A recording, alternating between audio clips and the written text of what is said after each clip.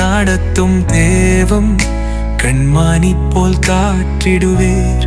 அல்லேலூயா பாடி நானும் ஆண்டவரை பின்தொடர்வேன். போற்றுவேன் என் இயேசுவை, போற்றுவேன் என் நேசரை.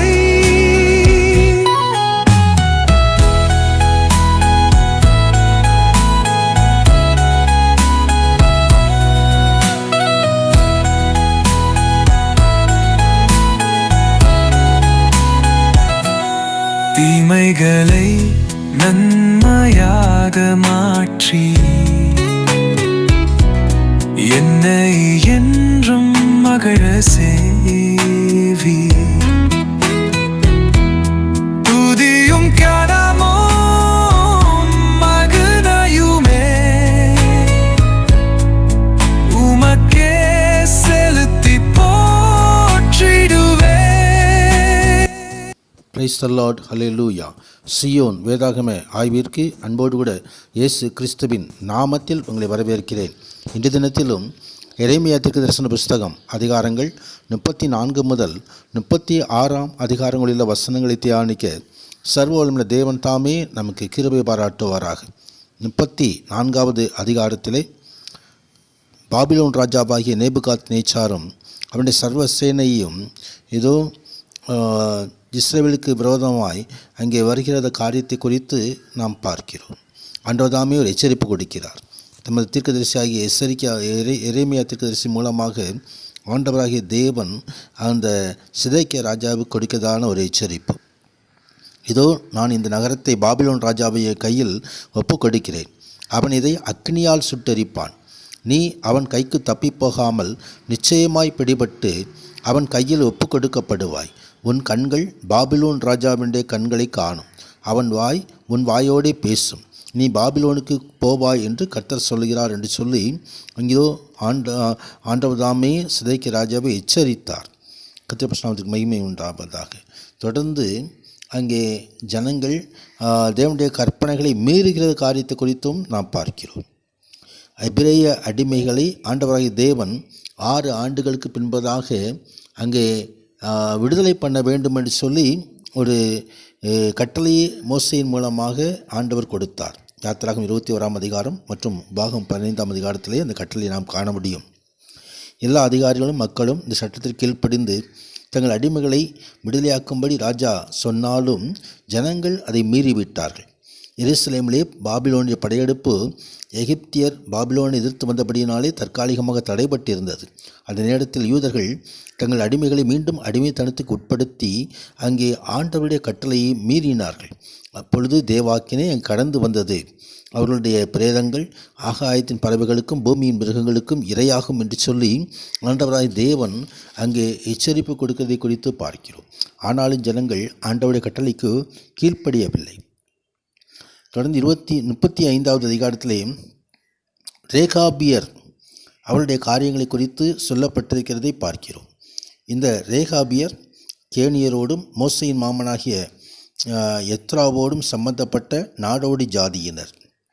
200 ஆண்டுகளுக்கு முன்பே அவர்களது முற்பிதாவாகிய யோனதாப் தன்னுடைய குமாரர்களிடம் அவர்கள் எந்தவித திராட்சை ரசத்தையும் குடிக்கக்கூடாதென்றும் நிரந்தரமான வீடுகளில் வாழக்கூடாதென்றும் செடி கொடிகள் நட்டக்கூடாதென்றும் கட்டளையிட்டிருந்தார். கால்நடை மிருகங்களை மேய்த்து ஜீவிக்க வேண்டும் என்று கூறியிருந்தார். இந்த ரெகேபியாரை சோதிக்கும்படி எரேமியாவுக்கு தேவன் கட்டளையிட்டார். அவர்கள் தங்களது முற்பிதா காட்டின அந்த காரியங்களிலே உறுதியாயிருந்து அவர்கள் உண்மையாயிருந்தார்கள். யூதா தனது தேவனுக்கு காட்டும் உண்மையையும் இதோடு ஒப்பிட்டு பார்த்தார். யூதா தேவனுடைய கட்டளைக்கு கீழ்ப்படியவில்லை. ஆனால் ரெகோபியர் தங்கள் முற்பிதாவாகிய யோனதாப்புக்கு கீழ்ப்படிந்திருந்தார்கள். இதோ ஆண்டவர் தெளிவாக்கி அந்த இஸ்ரவேல் ஜனங்களுடைய மீறுதல்களை அறிவிக்கும்படியாக ஆண்டவராகிய தேவன் அங்கே கட்டளை கொடுத்தார். தீமையிலிருந்து விலகி ஜீவிக்க வேண்டும். இதுதான் ஆண்டவர் நமக்கு கொடுக்கிறதான கட்டளை. கிறிஸ்துவை உண்மையாய் பின்பற்றியவர்கள் கிறிஸ்துவனுடைய போதனைகளை நாம் கடைபிடிக்க வேண்டும். அப்பொழுது தேவன் மகிமைப்படுவார். கர்த்தருடைய மகிமை உண்டாவதாக. அங்கே தங்கள் முற்பிதாவுக்கு ரெகாபியார் காண்பித்த உண்மைக்கு வெகுமதி அளிக்கப்படும். கர்த்தரை சேவிக்கும் சந்ததியார் அவர்களுக்கு எப்பொழுதும் இருப்பார்கள். தெய்வீக கொள்கைகளை ஏற்றுக்கொண்டு அவற்றை தேவனுக்காகவும் சபைக்காகவும் பெற்றோருக்காகவும் கனப்படுத்தி உண்மையாய் வாழ்பவர்கள் தேவனுடைய ஆசீர்வாதத்திற்கு அவர் பாத்திரமானவர்கள். கர்த்தர் நாமத்துக்கு மகிமை உண்டாவதாக.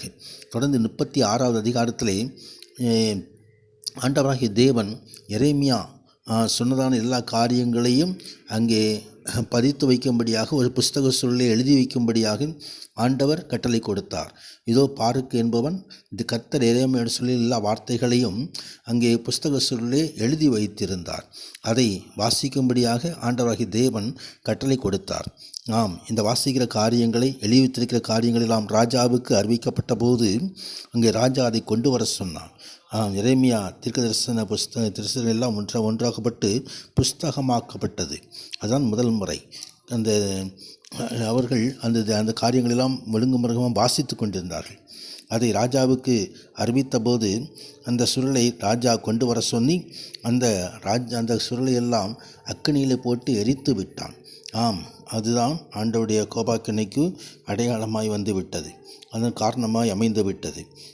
கிமு 597 பாபிலோன் சிறைப்பட்டு போகும்போது யோயாக்கீன் குமாரனாகிய யோயாக்கீன் 3 மாதங்கள் தான் ராஜாவாக சிங்காசனம் வைத்திருந்தான். தாவீதின் சிங்காசனத்தின் மேல் யோயாக்கீன் சந்ததி ஒருவனும் ஏற முடியாமல் போய்விட்டது. தேவனுடைய கோபாக்கினை அவர்கள் பெற்றுக்கொண்டார்கள். ஆண்டவருடைய வார்த்தைக்கு நாம் கடைபிடிக்க வேண்டும். ஆழ்ந்த சத்தியங்களை தியானிக்க வேண்டும். தேவனுடைய வார்த்தைக்கு நாம் முதலிடம் கொடுக்க வேண்டும். ஆண்டவராகிய தேவன் மீண்டுமாய் அந்த வார்த்தைகளை எழுத சொல்லி இப்பொழுது நாம் அந்த எரேமியா தீர்க்கதரிசன புஸ்தகத்தை தியானித்து கொண்டிருக்கும்படியாக கர்த்தர் கிருபை செய்கிறார். அந்த உண்மை தேவனுடைய எழுத்துக்கள் அழிக்கப்படுவதில்லை. வேத வசனங்கள் என்றைக்கும் நிலைத்து இருக்கும். இந்த வசனங்களின்படி நாம் வாழ்ந்து தேவ மகிமையை காண்போம். தேவன் தருகிற ஆசீர்வாதங்களை பெற்றுக்கொள்வோம். உன்னதமான தேவன் தாமே நித்திய ஆசீர்வாதங்களால் நம்மை மகிமைப்படுத்துவாராக. அவருடைய பரிசுத்த நாமத்திற்கு மகிமை உண்டாவதாக. ஆமேன், ஆமேன்.